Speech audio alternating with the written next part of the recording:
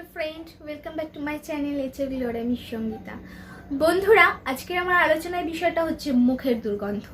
হ্যাঁ বন্ধুরা, এটা কিন্তু কম বেশি সকলেরই সমস্যা। আজকের আমি তোমাদের কাছে শেয়ার করব কিভাবে মুখের দুর্গন্ধ ঘরোয়া পদ্ধতিতে সারানো যায়। এছাড়াও মুখের দুর্গন্ধ কি কি কারণে হয়ে থাকে। মুখের দুর্গন্ধ কিন্তু আমাদের ভেতরকার থেকেই হয়ে থাকে। আমাদের শরীর যদি অসুস্থ হয় তবে কিন্তু আমাদের মুখে বিশেষ করে দুর্গন্ধ হয়। তো বন্ধুরা, আমার ভিডিওতে যাওয়ার আগে তোমরা যদি আমার চ্যানেলটা কেউ নতুন দেখে থাকো অবশ্যই সাবস্ক্রাইব করো। আর পুরো ভিডিওটা যদি তোমাদের ভালো লেগে থাকে লাইক করো, কমেন্ট করো আর প্রচুর প্রচুর শেয়ার করো। তো চলো ভিডিওতে যাওয়া যাক। বন্ধুরা, আমাদের মুখের দুর্গন্ধ পেটের সমস্যা থেকে বেশি হয়ে থাকে। হ্যাঁ বন্ধুরা, যারা প্রতিনিয়ত গ্যাস অম্বলে ভুগছো তাদের মুখের দুর্গন্ধটা বেশি হয়। হ্যাঁ বন্ধুরা, যাদের লিভারের সমস্যা থাকে তাদের কিন্তু মুখের দুর্গন্ধটা প্রচণ্ড হয়। এছাড়াও বন্ধুরা, দেখা যায় আমরা অনেক সময় খাবার খেয়েছি, ভালো করে ব্রাশ করিনি এবং সেই খাবারের টুকরো আমাদের দাঁতের ভেতরে ঢুকে গেছে, সেক্ষেত্রে আমাদের মুখের দুর্গন্ধ হয়। আমাদের গলার ইনফেকশন থেকে মুখের দুর্গন্ধ হয়, আমাদের ফুসফুসের ইনফেকশন থেকে মুখের দুর্গন্ধ হয়।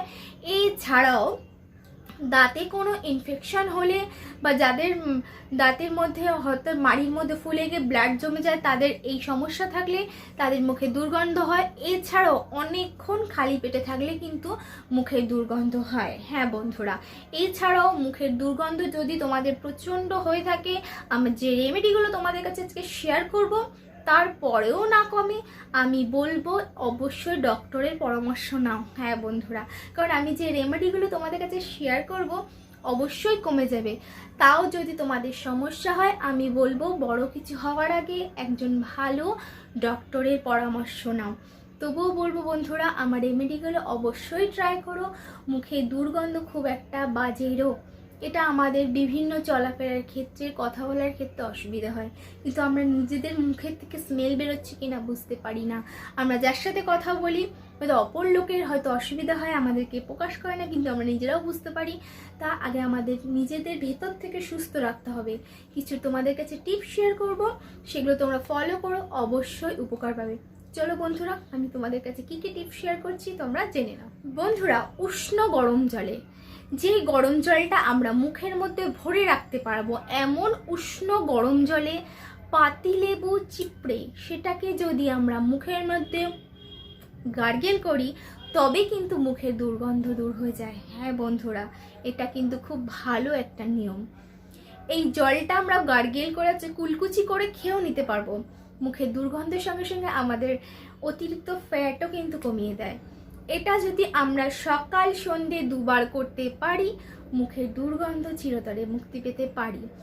এছাড়াও বন্ধুরা, এলাচ, দারচিনি আর তেজপাতা, এলাচ, দারচিনি, তেজপাতাকে ভালো করে ফুটিয়ে আমরা যদি গার্গেল করি এক্ষেত্রে কি হয় না, আমাদের গলার ইনফেকশন কমে যায় এবং মুখের দুর্গন্ধ হয় না। এটা কিন্তু খুব একটা ভালো রেমেডি। এটা তোমাদের গলা পরিষ্কার রাখবে, গলাকে সুন্দর রাখবে এবং ভেতর থেকে ইনফেকশন হতে দেয় না। কি বললাম? দারচিনি, এলাচ আর তেজপাতা। তোমরা যদি এক টুকরো দারচিনি নাও, দুটো এলাচ আর দুটো তেজপাতাকে ভালো করে ফোটাবে, 1 কাপ জলকে 1/2 কাপ করে, তারপর কুলি করো। দেখবে তোমাদের দিনে 2বারও করতে পারো, 1বারও করতে পারো, তবে অনেকে আছে সারাদিনে 3বারও করতে পারো। এটার কোনো আমি নিয়ম বলবো না, যদি এটা করো আমি বলবো 1 দিনের মধ্যেই তোমরা এই ফলটা পাবে। আরেকটা হচ্ছে বন্ধুরা লবঙ্গ।